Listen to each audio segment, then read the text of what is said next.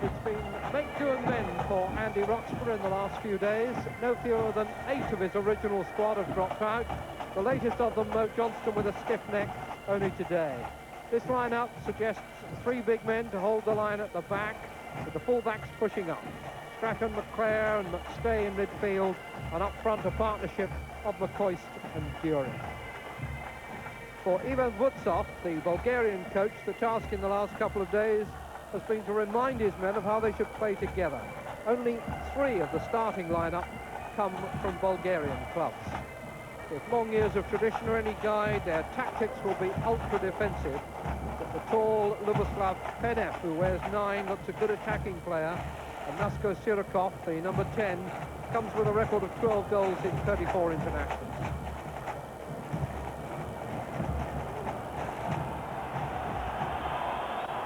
Scotland kick off playing from right to left, knowing that if they can win this one, the next game is away to San Marino, and that begins then to look like a ticket to Sweden and a first ever appearance in the European Championship finals. The first serious business here against the Bulgarians, who are in the white tops and green shorts.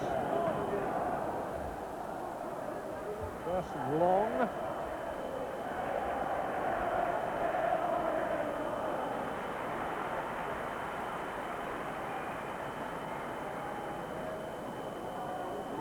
Take the throw.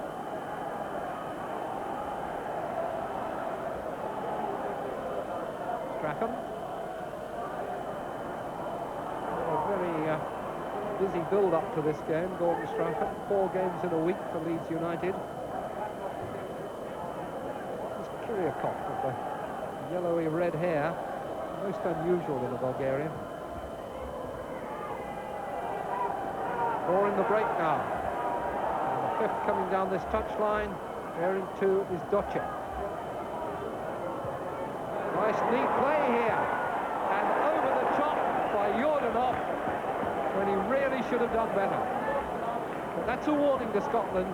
The exchange of passes with Doce coming down the right flank and then into Yordanov under pressure, put the shot over. It was dangerous.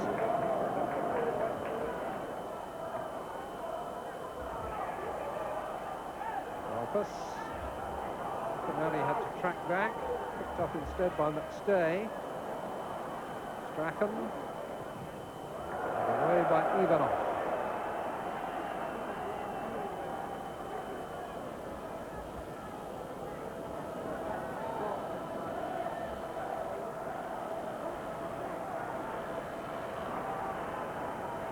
If Scotland had been rehearsing these set-piece long throws, they haven't so far produced anything from them. Should be the defenders. A bit of work by Ivanov with the Koist scenting half a chance there. Stays ball through. Ivanov very quick and agile.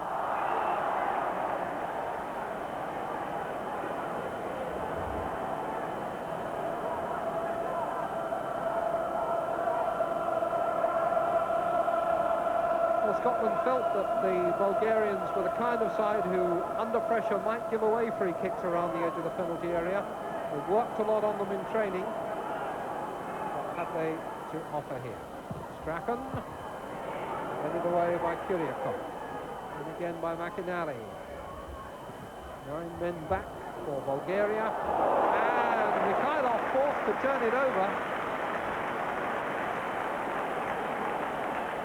First corner of the game goes to Scotland. That was nothing more than the high and hopeful. I think it would probably have dropped on the back of the bar, but Mikhailov is not taking chances. Good header by Dury. Nobody able to take advantage of it. Pass back was cut off. Jordan.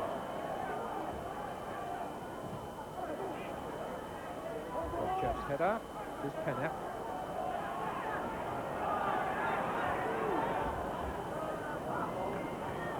Oh, it's nice Nice play. Balakov. Yordanov. 4 in the middle for the cross. It was Yordanov's header. And so far the really meaningful attacks have largely come from Bulgaria. Scotland have had more possession. Bulgaria have looked more dangerous. I think Goran had that covered. It wasn't a bad effort.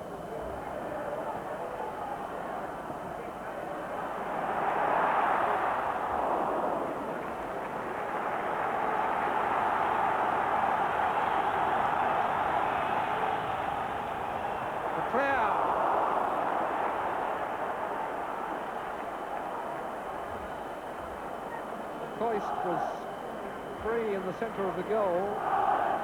Freya just tried the hook shot as the ball came past him from Strachan.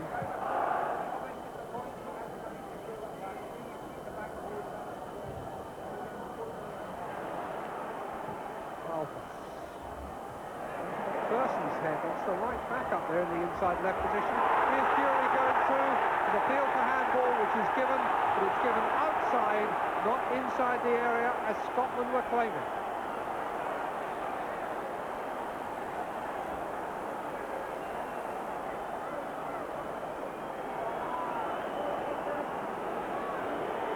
No doubt it was handball. Ivanov was the guilty party. It was outside the area.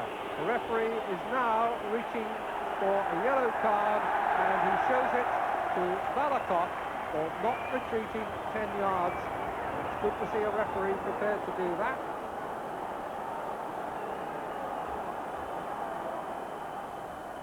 It'll be Jury hard, low, off target. Another free kick around the area goes to waste. None of them so far has tested the goal. This one is about a yard wide of his left hand upright, 2 yards perhaps. He had it covered.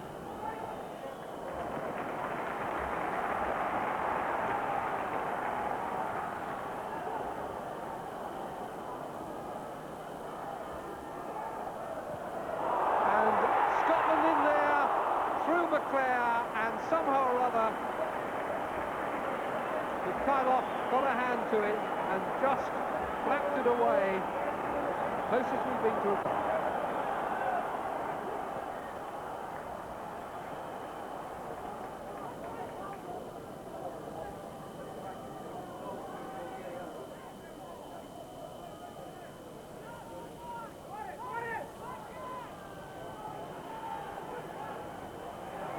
Now Strachan. Fury! Good effort.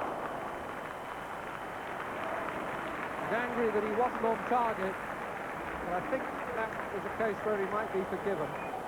Strachan set him up well, and he had no time to make the shot. He had to go for it, and he only missed by about 18 inches. Lights down on Hampden, scene of so many historic games.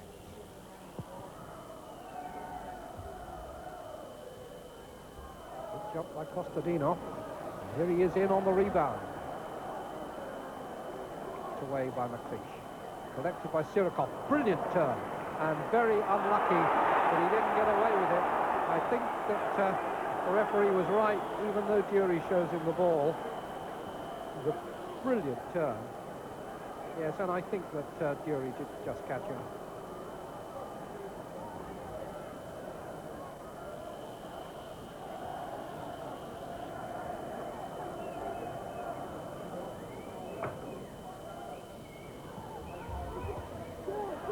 Ivanov was trying to get in behind the two front men.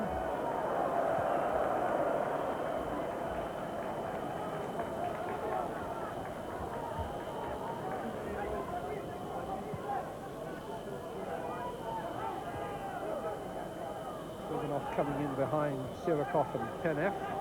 And then Yankov's shot, scarcely worth a rebound.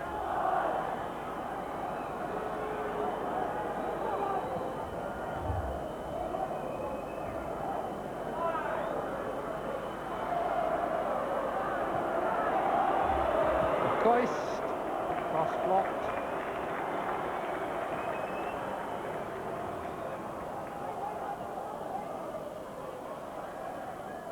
Dury. Lovely jig. And again. Also in play back from McPherson.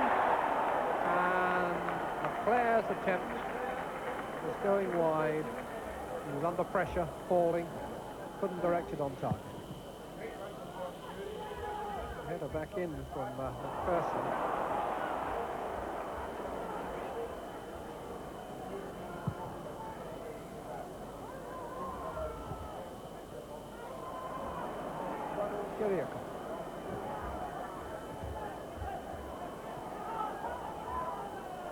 Stay.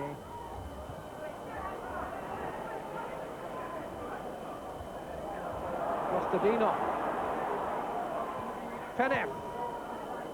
Clever idea. Just look to use the weight of the ball to turn it in a loop towards the far post. Overdid it a fraction.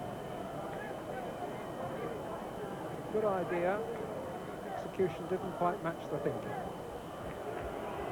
Important for Scotland to keep the crowd behind them, and although McInally didn't have a lot of options there, the pass didn't please the crowd, and nor did giving the ball away like that. Here's Kostadinov. Surikov. Hit Penev.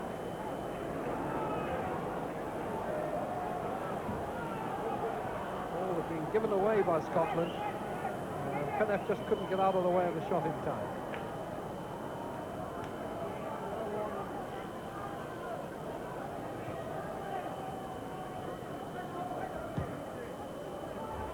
Minutes left.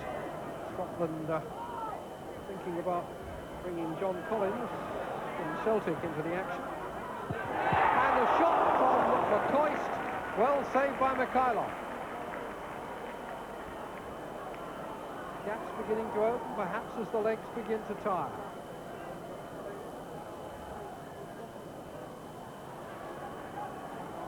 Yankov. Jordan. Kiriakov.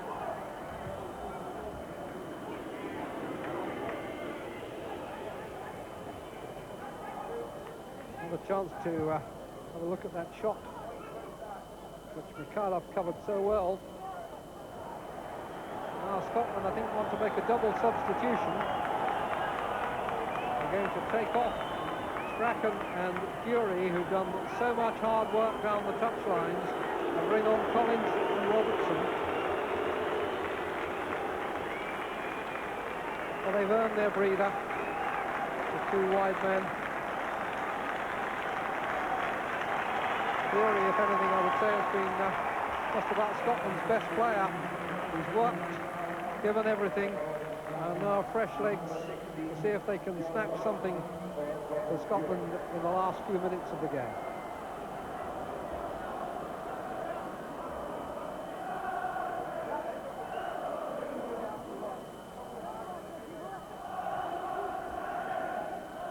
McPherson.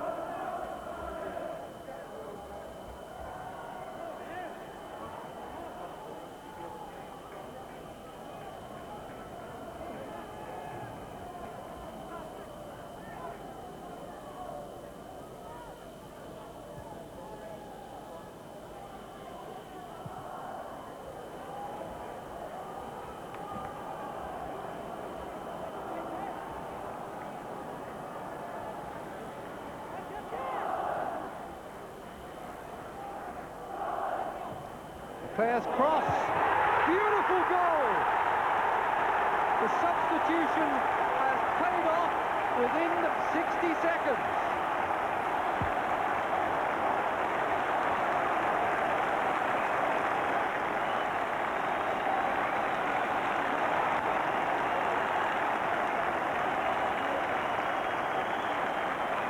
Beautiful header from John Collins.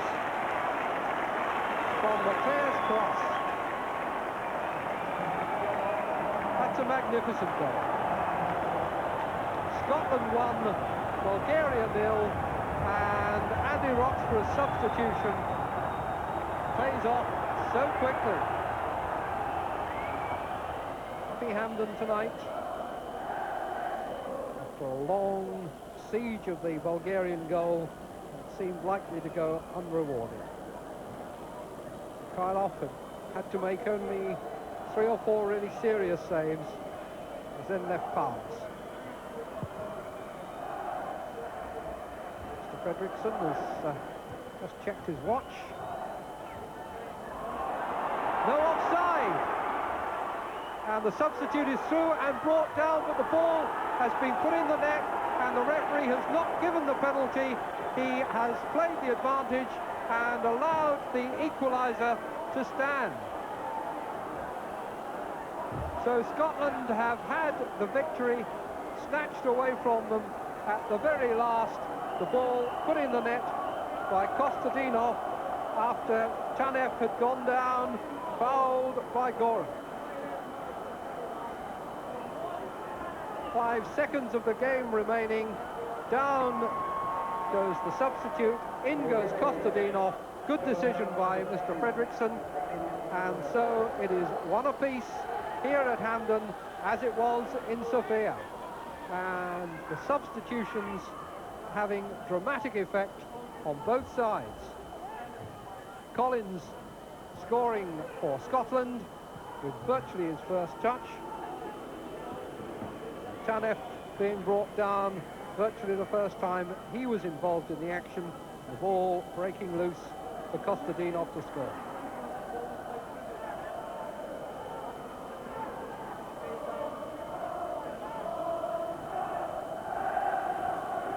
All the drama contained in the last 5 or 6 minutes of this game at Hampden.